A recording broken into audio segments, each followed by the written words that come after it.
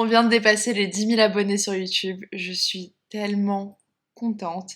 Ça fait à peu près 3 ans que je suis sur la plateforme et récemment, ça a fait que grandir, grandir de manière un peu exponentielle. Donc je voulais vraiment vous remercier pour avoir été là avec moi depuis le début pour certains et pour d'autres juste voilà, que nos chemins se croisent et qu'on grandisse ensemble. Donc voilà, un grand merci. Donc vous m'avez posé quelques questions sur les réseaux. Je les ai listées, donc je vais y répondre aujourd'hui. On va commencer par les questions un peu plus personnelles et après, au fur et à mesure de la vidéo, on va aller dans le plus deep. Donc par exemple, j'ai des questions sur YouTube, j'ai des questions sur le sport, la perte de poids. Voilà, donc on va tout aborder. Et donc la première question qu'on m'a posée, c'est mon âge. Alors, si tu peux prendre 2 secondes et me dire à ton avis dans les commentaires quel âge j'ai 27 ans. Donc je suis née en 97, ça fait maintenant 4 ans que je travaille, que je suis plus en études. Donc voilà, j'ai bientôt 30 ans. J'arrive pas à y croire, je sais pas pourquoi, j'ai grave l'impression d'être une jeune adulte encore. Et je me rends compte que bientôt l'excuse de elle est jeune, c'est la folie de la jeunesse, c'est la fougue, eh bien ça marchera plus. Donc voilà, je suis en pleine transition, j'ai passé la crise de la 25e, qui est un peu une crise hyper existentielle, et donc maintenant je sais où je vais, je suis beaucoup plus apaisée, parce que j'ai un peu ma ligne directrice. Donc si vous voyez de quoi je parle, vous savez. Si vous voyez pas, peut-être qu'elle n'est pas encore arrivée cette crise, mais j'ai l'impression que dans mon entourage, on est tous passés par là. La deuxième question, c'est pourquoi je suis allée en Suisse. Alors je suis allée en Suisse à la fin de mes études parce que on cherchait un endroit où faire un stage avec mon copain. Et moi, vu que je travaille principalement dans le e-commerce, digital business ou marketing, je peux travailler un peu depuis n'importe où, quoi. Tant que je parle plus ou moins la langue, il n'y a pas y a pas de souci. Le marketing, c'est quelque chose qui existera toujours, et le e-commerce aussi. Donc mon copain, qui lui, par contre, travaille en finance, m'a un peu dit, bon, les 2 villes qui m'intéressent, les 3 villes, c'est Londres, Amsterdam et Zurich, parce que c'est des énormes pôles financiers. Ce qu'on peut faire, c'est qu'on postule tous les trois dans ces villes-là, et la première personne qui trouve un stage annonce donc la couleur. Et moi, à la base, j'avais vraiment postulé à Londres, parce que j'aime trop Londres, vraiment j'adore. Et j'ai pas eu trop de succès. Et c'est en fait à Zurich où j'ai été prise dans une position donc, de stagiaire dans le marketing et l'intelligence artificielle. Et donc lui a ensuite donc trouvé son stage dans la finance en Suisse. Et en fait on est resté à Zurich, on a trop kiffé. Comment tu t'es fait des amis? Alors, ça a été un peu compliqué, étant donné qu'on est arrivés tous les deux en Suisse, on n'avait aucune famille, aucun ami, aucun je sais pas, cours ou hobby partagé avec des gens. On est vraiment arrivé avec zéro en plein Covid. Donc quarantaine, tout ça, voilà. C'était pas hyper méga facile, et donc il fallait vraiment en fait sortir de sa zone de confort et voilà, faire tout pour rencontrer du monde, chose qui est vraiment pas facile. Et donc au début, moi ce que j'ai fait, ce qui m'a pas mal aidé, c'est que j'écrivais des messages sur les groupes Facebook. Il y a toujours des groupes Facebook quand on va à l'étranger, les Français à. Donc là, c'était les Français en Suisse. Et j'ai rencontré des groupes de meufs, et voilà, de fil en aiguille, on rencontre du monde, qui nous fait rencontrer du monde. Et voilà, donc j'ai un petit groupe de copines, j'aimerais bien en avoir plus. J'aimerais bien aussi avoir un groupe un peu comme j'ai en France, à Paris, où c'est vraiment des piliers. Enfin, vraiment, où je les appelle direct dès qu'il y a un truc qui va pas, ou quand il y a une étape importante dans ma vie et qu'on se voit et qu'on se voit toutes les semaines. Là, j'ai pas encore trop trouvé ça, mais voilà, c'est quelque chose qui se développe, surtout quand on vient pas du tout des mêmes environnements. C'est vrai que je peux pas m'attendre non plus à ce que ça se fasse du jour au lendemain. Et c'est un peu ça la dure réalité de la vie d'adulte, c'est que une fois que donc t'as passé les études, et surtout quand tu voyages, il faut tout recommencer à zéro, et ça c'est quelque chose que j'avais jamais fait dans ma vie. Donc très intéressant. Et franchement, je trouve que voyager, tout le monde devrait le faire au moins une fois dans sa vie. Aller dans un pays qu'on ne connaît pas et expérimenter professionnellement mais aussi donc personnellement parce que ça enrichit énormément et surtout on se retrouve face à des situations bah, un peu imprévues mais qu'est-ce que j'ai appris et ça m'a développé énormément de skills, de soft skills pour entretenir des relations, créer des relations, aller toute seule, parler à un groupe, voilà. Donc c'est très stressant sur le moment, mais c'est beaucoup de positif une fois que c'est fait. Et voilà, bah, aujourd'hui j'ai des copines, donc voilà, ça en a valu la chandelle. Qu'est-ce qui te pousse à faire des vidéos YouTube? Alors, à la base, j'ai toujours aimé le monde de la vidéo.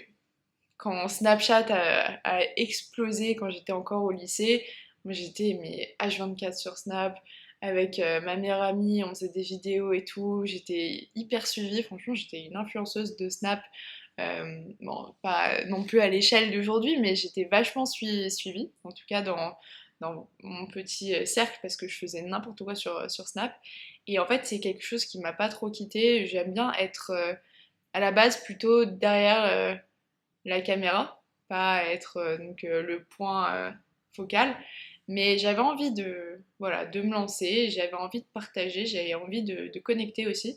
Et vraiment le moment où je me suis dit il faut que je fasse ça, c'était pendant la première quarantaine en 2020 et je l'ai pas fait parce que j'avais peur du jugement donc j'ai ouvert un compte Instagram où je postais un peu mes dessins, tout ce que je faisais en termes de design graphique et ça m'a plu, j'ai vu qu'il y avait un peu une certaine réponse mais voilà c'était passager parce qu'une fois que le Covid était fini j'ai un peu continué mais pas trop, ça m'avait pas plus fait vibrer que ça. Vous allez voir que mes hobbies c'est quand même assez cyclique et je sais pas, c'est en arrivant en Suisse, une fois que j'ai commencé à travailler, que là, ce sentiment s'est vraiment renforcé, où je me suis dit, il faut absolument que je me lance, quoi, parce que si je me lance pas, eh bien, je me lancerai peut-être jamais, et le temps que je perds maintenant, c'est du temps que, oui, certes, je vais pouvoir gagner, mais c'est comme les intérêts composés, plus tu commences tôt, plus bah, derrière, sur le chemin, tu vas pouvoir récupérer un peu les fruits de ton travail. Donc, c'est ça qui m'a poussée à faire ma chaîne YouTube. Aujourd'hui, si vous êtes là depuis le début, j'ai transitionné. J'avais commencé avec un contenu beaucoup plus éducation où je parlais des écoles de commerce et un peu je vous donnais des conseils pour les examens d'école de commerce, comment réussir, les certifications en anglais. Aujourd'hui, c'est plus mon quotidien. Aujourd'hui, moi, je j'ai pas envie de partager quelque chose que je ne vis plus, qui ne me fait plus vibrer. Voilà, et j'ai pas envie de vous mentir ou de faire ça juste pour faire des vues. Donc j'ai transitionné et je suis encore en transition sur quelque chose qui me ressemble beaucoup plus. Donc sur du lifestyle, sur un peu bah, des challenges sportifs, des choses que je fais, triathlon, nanana. Et voilà, je me rends compte qu'il y a certaines personnes que je vais perdre sur le chemin, mais il y en a d'autres qui bah, vont un peu plus s'accrocher parce que c'est comment moi j'évolue. D'ailleurs, il y a une vraie évolution sur ma chaîne, c'est assez fou. Rien que physiquement, vous allez voir, je suis plus la même personne depuis que j'ai commencé, hein.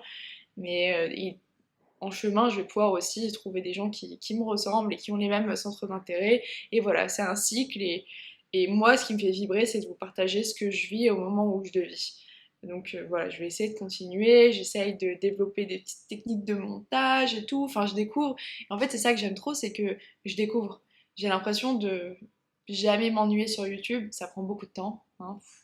Ça prend beaucoup de temps le montage et même les préparations des vidéos, mais ouais, je kiffe et surtout, moi ce qui me fait kiffer, c'est parfois certains d'entre vous, vous mettez des commentaires et bah, lire vos commentaires et même reconnaître les gens qui laissent des commentaires, me dire ah elle me parle sur Instagram, mais elle commente aussi, nanana, et faire le lien, je sais pas, c'est cool. Alors, comment faire plus de sport dans la semaine niveau orga, temps et envie?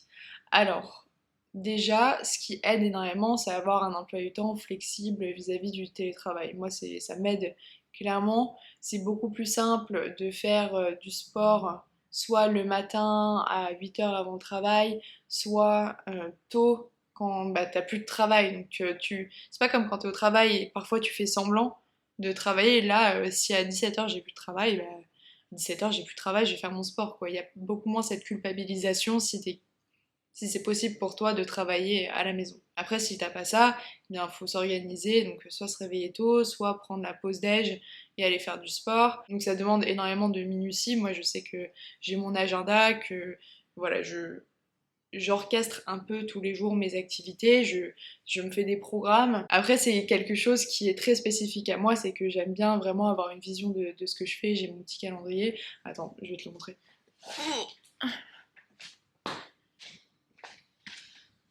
Donc tu vois, en fait, tous les jours, je note un peu ce que je fais et comme ça me donne vraiment une vision de mon année. Et vraiment, je te dis, je fais ça tous les jours. Et donc ça, c'est pour mon côté perso, mais je le fais aussi pour le côté pro, je le fais aussi pour le type de sport que je fais tous les jours. Donc c'est juste avoir une vision et l'avoir sur papier devant toi, ça aide énormément, c'est beaucoup moins abstrait. Donc pour moi, c'est pas qu'on manque de temps, c'est que le temps peut être réorganisé différemment. Et oui, parfois il faut se réveiller tôt, parfois il faut rentrer tard le soir. Mais voilà, c'est un équilibre qu'il faut trouver, clairement. Conseil pour perdre 10 kilos sainement pour quelqu'un qui bouge et mange bien.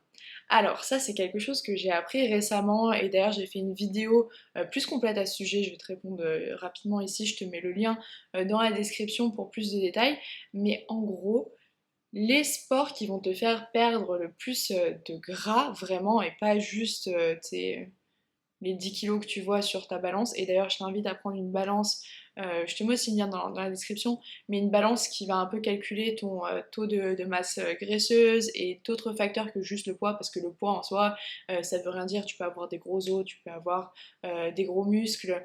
Enfin, typiquement, je crois que certains athlètes de haut niveau, et je crois que c'est les bodybuilders, ils sont énormes, tu vois, et bah, ils sont très très lourds et leur indice de masse corporelle indiquent qu'ils sont en surpoids ou obèses même, alors que c'est pas le cas. Et donc là, on voit les limites du poids.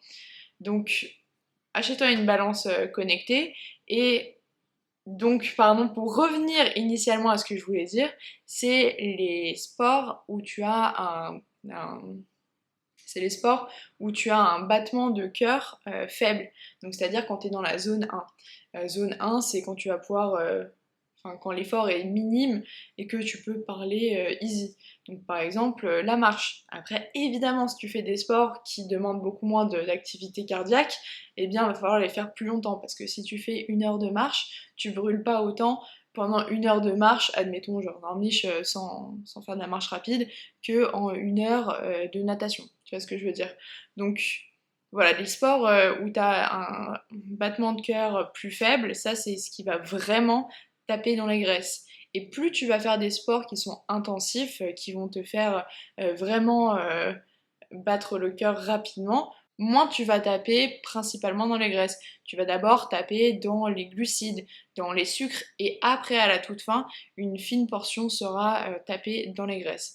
Donc je te mets un tableau d'ailleurs là qui montre bien, je te conseille de le screenshot, comme ça tu l'as. Donc ça c'est bien pour targeter la graisse.